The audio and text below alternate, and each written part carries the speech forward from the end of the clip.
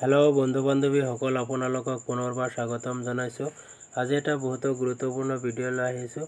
Ayushman Bharat card আপুনি কেনেকৈ বনাব। 2011 চনত যিটো চেঞ্চাছ মতে আয়ুষ্মান ভাৰত কাৰ্ড দিয়াৰ কথা আছিল, এতিয়া আপুনি আপোনাৰ আধাৰ কাৰ্ড হ'লেও আপুনি আয়ুষ্মান ভাৰত কাৰ্ডটো বনাব পাৰিব।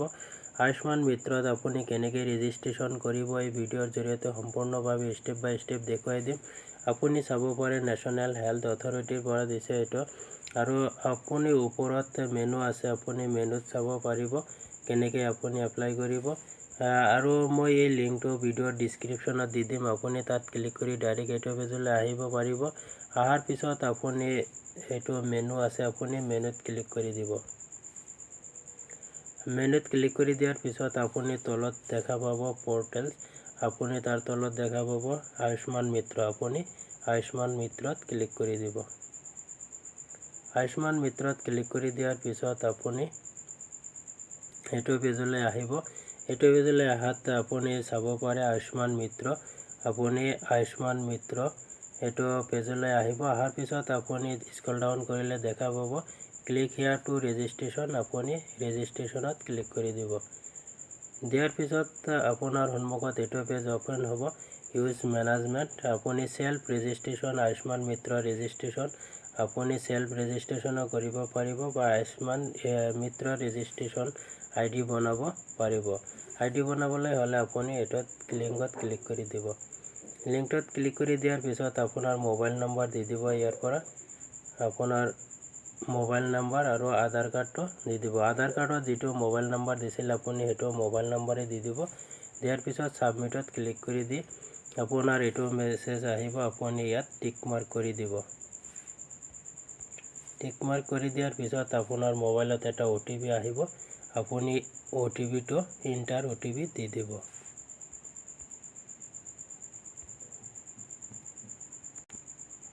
এইটো OTPটো আহি গ'ল, আপুনি OTPটো ইয়াত দি দিব। দি পেলাই আপুনি ভেলিডেটত ক্লিক কৰি দিব।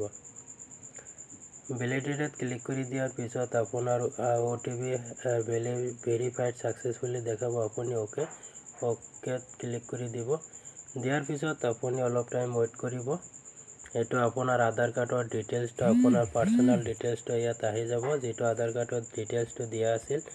অহাৰ পিছত আপোনাৰ যদি ইমেইল দিয়া থাকে আপুনি দি দিব, আৰু দিয়া নাথাকিলে আপুনি ইমেইলটো দি দিব। দিয়াৰ পিছত আপুনি চইচ ফটো, আপুনি আপোনাৰ ফাইলত যিটো ফাইলত আপোনাৰ ফটো আছে সেইটো ফাইলত যে আপুনি ফটোটো চিলেক্ট কৰি ল'ব।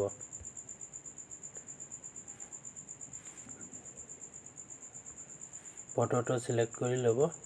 লোৱাৰ পিছত এইটো যিটো পেজত আপোনাৰ ফটো আছে আপুনি ফটোটো চিলেক্ট কৰি দিব।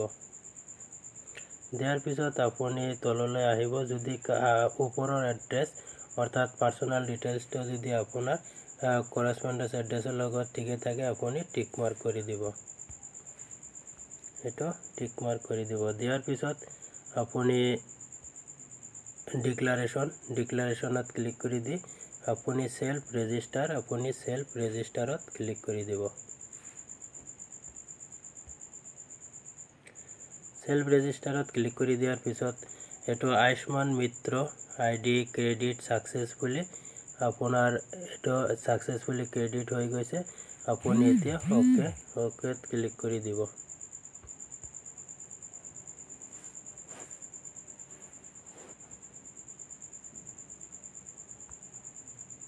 অ'কে ক্লিক কৰি দিয়াৰ পিছত এইটো আপোনাৰ আগৰ পেজলৈ আহিব। আপোনাৰ মোবাইলত এটা OTP মেছেজ আহিছে, আপুনি মেছেজত IDটো পাব, আপুনি ইয়াত IDটো লগ ইন কৰি দিব। এইটো আপুনি চাব পাৰে মেছেজত আপোনাৰ এটা ID আহি গৈছে, সেইটো IDটো দি আপুনি লগ ইন কৰি ল'ব।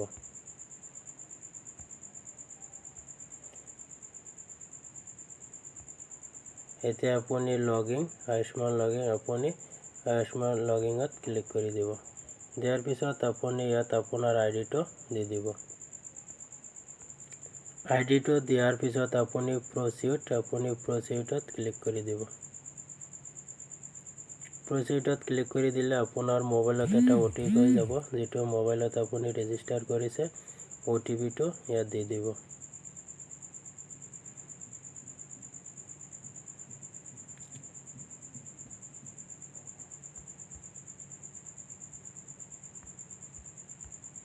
OTP-টো দিয়াৰ পিছত আপুনি ভেলিডেটত ক্লিক কৰি দিব।